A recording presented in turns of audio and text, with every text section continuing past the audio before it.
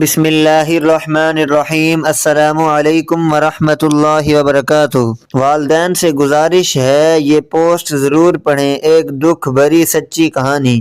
ایک بہن کہتی ہیں، ایک دن میں اپنے گھر کی صفائی کر رہی تھی، اتنے میں میرا بڑا بیٹا آیا اور شیشے کا ایک شاہکار ڈیکوریشن پیس گرا دیا اور وہ ٹوٹ گیا۔ میں اس سے بہت ناراض تھی کیونکہ یہ بہت مہنگا تھا اور میری ماں نے مجھے دیا تھا۔ میں اسے پسند کرتی تھی، اسے رکھنا چاہتی تھی۔ میں نے غصے سے اسے بلایا اور کہا، میرا رب ایسی دیوار گرائے جو تمہاری ہڈیاں توڑ دے۔ بہن کہتی ہیں، سال گزر گئے اور میں اس بد دعا کو بھول گئی اور مجھے اس کی پرواہ نہیں تھی اور نہ ہی مجھے معلوم تھا کہ وہ آسمان پر چڑھ گئی ہے۔ میرا بیٹا اپنے بھائیوں اور بہنوں کے ساتھ پلا بڑھا اور وہ میرے دل میں میرے بیٹوں میں سب سے زیادہ پیارا تھا۔ میں اس کو ہوا لگنے سے بھی ڈرتی تھی۔ وہ میرے لیے اپنے بھائیوں اور بہنوں سے زیادہ نیک تھا۔ اس نے تعلیم حاصل کی، گریجویشن کیا، ملازمت حاصل کی اور میں اس کے لیے بیوی تلاش کر رہی تھی۔ اس کے والد کی ایک پرانی عمارت تھی اور وہ اسے گرا کر دوبارہ تعمیر کرنا چاہتے تھے۔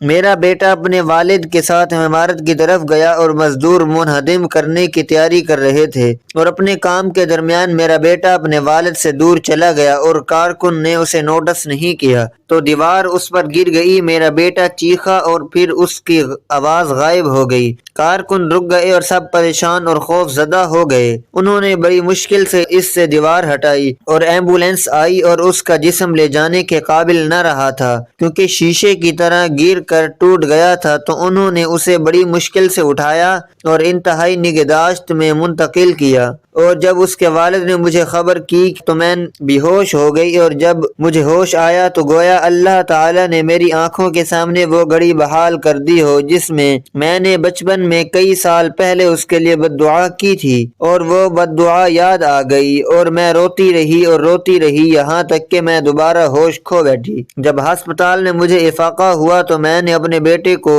دیکھنے کے لیے کہا۔ میں نے اسے دیکھا اور کاش میں نے اسے اس حالت میں نہ دیکھا ہوتا۔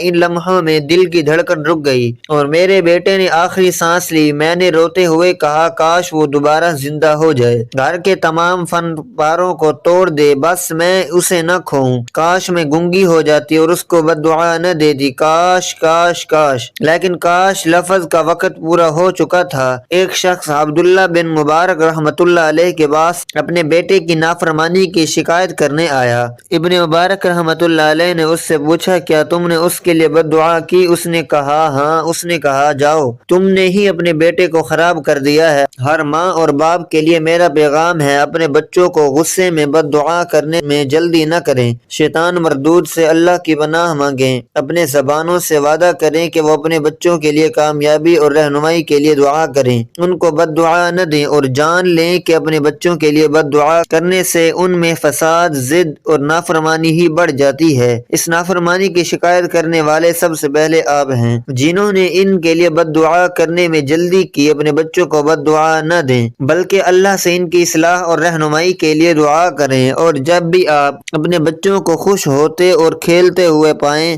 تو ان کے لیے یہ دعا مانگیں، اے اللہ، میں تجھ سے دعا کرتا ہوں کہ انہیں جنت میں خوش رکھ جیسا کہ تو نے انہیں دنیا میں خوش رکھا ہے۔